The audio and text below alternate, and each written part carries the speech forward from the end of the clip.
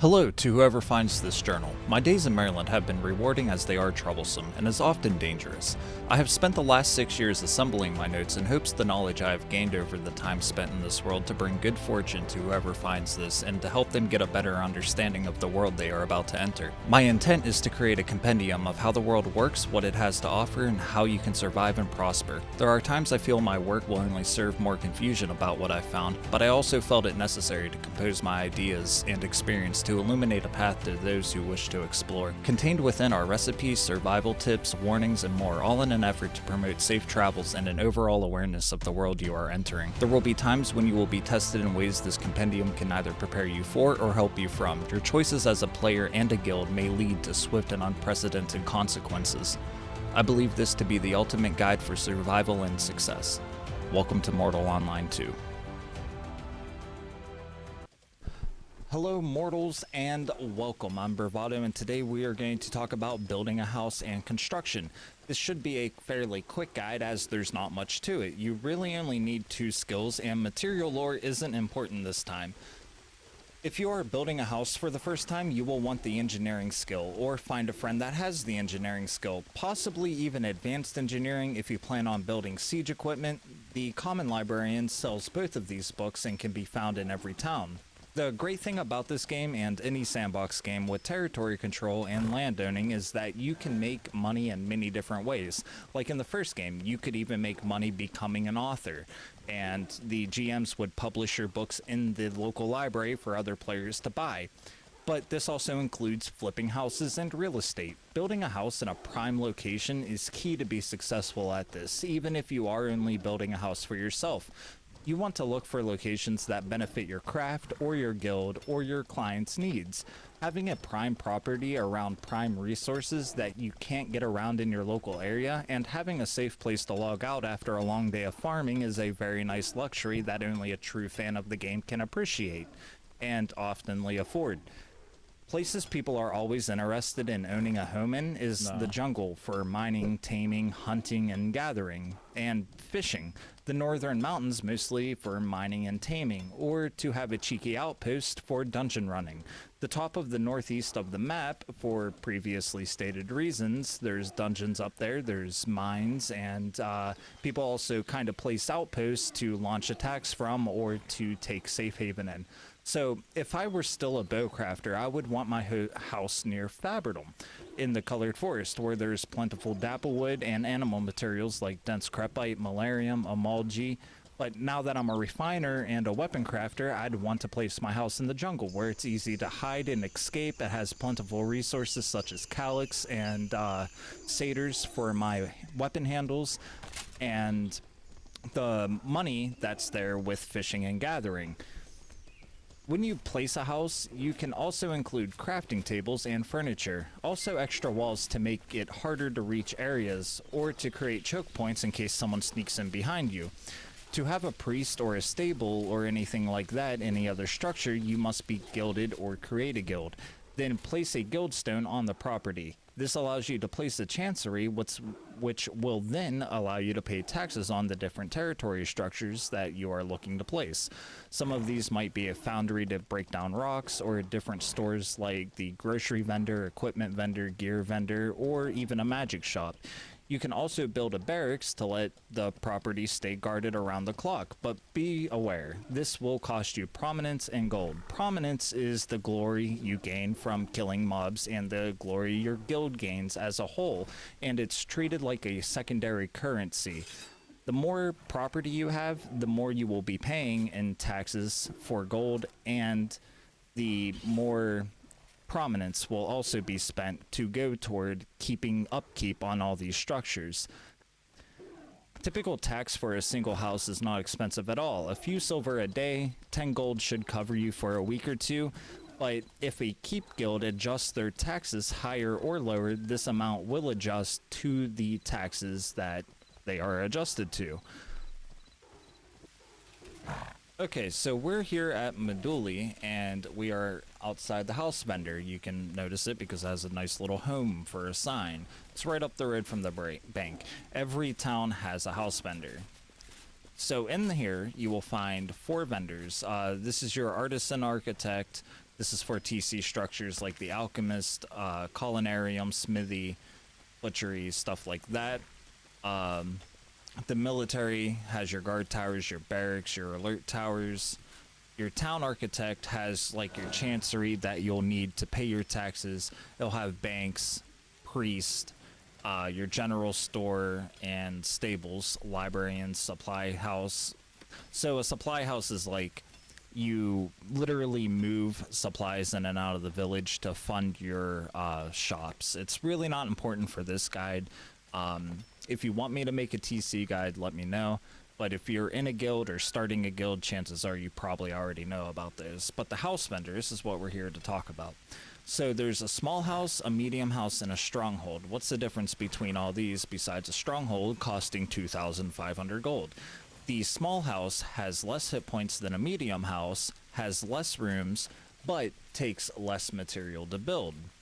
Whereas the medium house is stronger, has more rooms, but takes more materials to build. So to build a small house, you will need like a half a stack of metal, about 4 stacks of wood, and I think 5.5 stacks of stone. But it has 3 million hit points, and this house has more. So say you build a small house and you want it to be bigger, you would tier up. Tiering up adds extra rooms to the house, extra hit points, but also takes that extra material to build up. Basically, you're stacking a house on top of another house. Same with the medium and the stronghold. The higher you go, the more hit points it will take, the more materials it will take. So let's move on to placing a medium house. All right, so we jumped over to our village. We got a couple guildmates here and whatnot. So we're going to right click on this medium house. I've never built a house before. This is the first time I'm doing this. And as you see, there is a lot of red. That means it cannot be placed here, obviously. If we hold shift and scroll down, we can lower our house or raise our house. If we use the scroll wheel without shift, we can spin it around. And as you see, it's a nice blueprint. So if you notice, we're gonna, hold on, we are going to lower this a little bit. All right. So if you notice, you see red boxes. That means you can only place a tier 1 house here. If we tier it up, it's going to go to the left or on top. And if we go to tier 3, it will add on both rooms. We probably can't place it here because of this tree. Now you see that it is green and gray. That means that we can tier it up fully if we choose. So we're going to place it about right here, and we're going to see how low we can get it to the ground. It seems to be right here.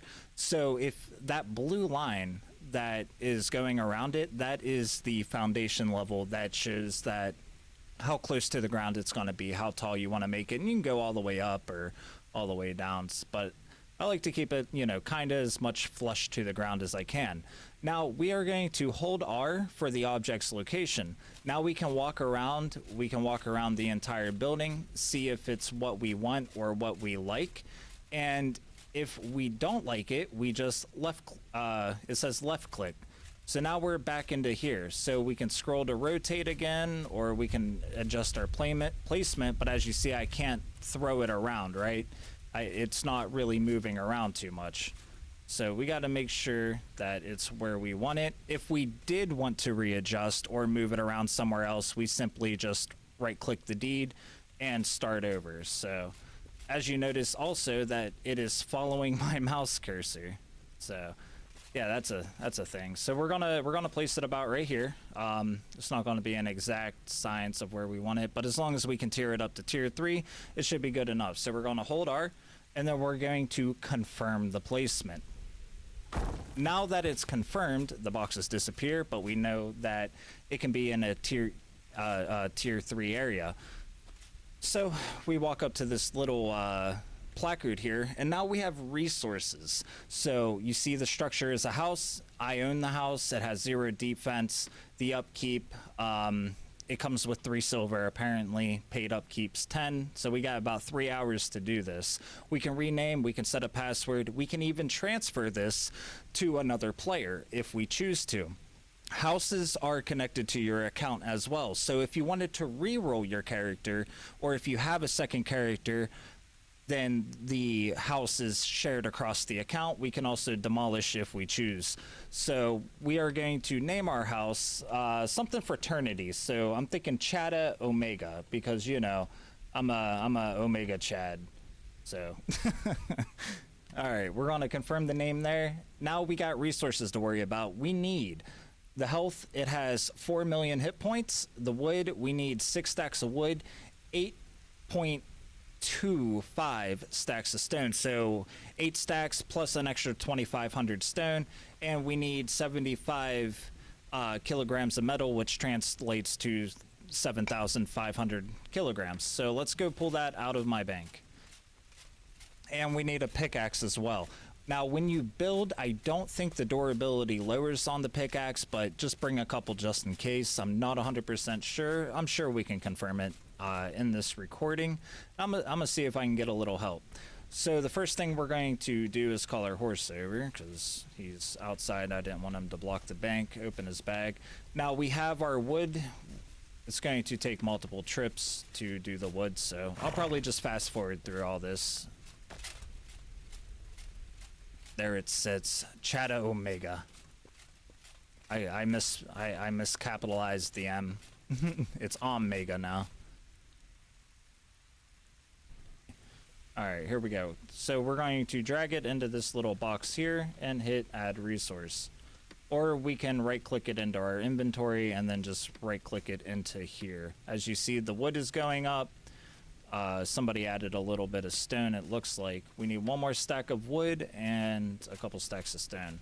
We might not have enough stone to actually complete this. We got some stone here at the we got some stone in one of these houses, so hopefully they don't mind me using a couple stacks. Yeah, I think I only have 5 stacks.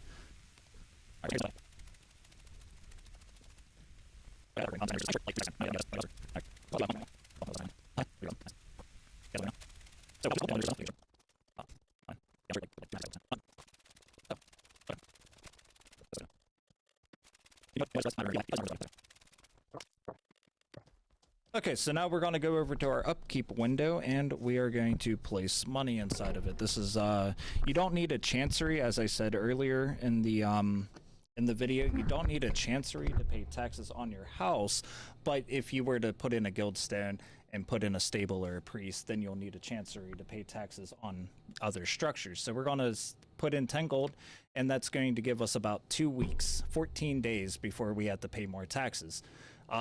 So yeah, about 20 gold or so will give you for a month, at least in this area. Now, I'm not exactly sure how territory control works, but I know from the first game, guilds can adjust taxes in their area, so that's something else you have to pay attention to. If the controlling keep guild decides to give more or less taxes on an area, and then you raise a riot and start wars, you know, historically.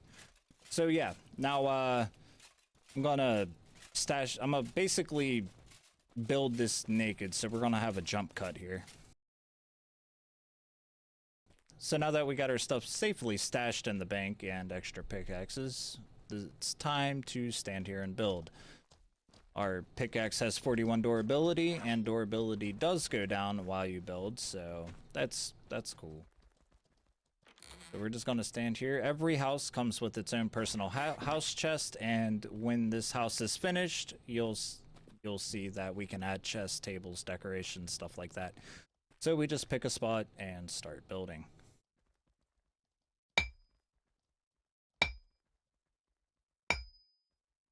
So if I were doing this alone, considering I don't have any engineering, this would honestly probably take me like 8 hours or even a few days. The guild got done hunting and doing personal stuff and lent a hand, 1 or 2 of which had engineering on their character, and even still with the 4 of us, it still took about 2 or so hours. Building a house is very time consuming, very expensive for a new or casual player, but the benefits of owning a house can be lucrative. Again, you can place it around resources you need so that you have somewhere relatively safe to do business, or you can try to sell it to other players that are looking to own a home but don't want to go through all the hassle of what it takes to actually build. The house was 300 gold.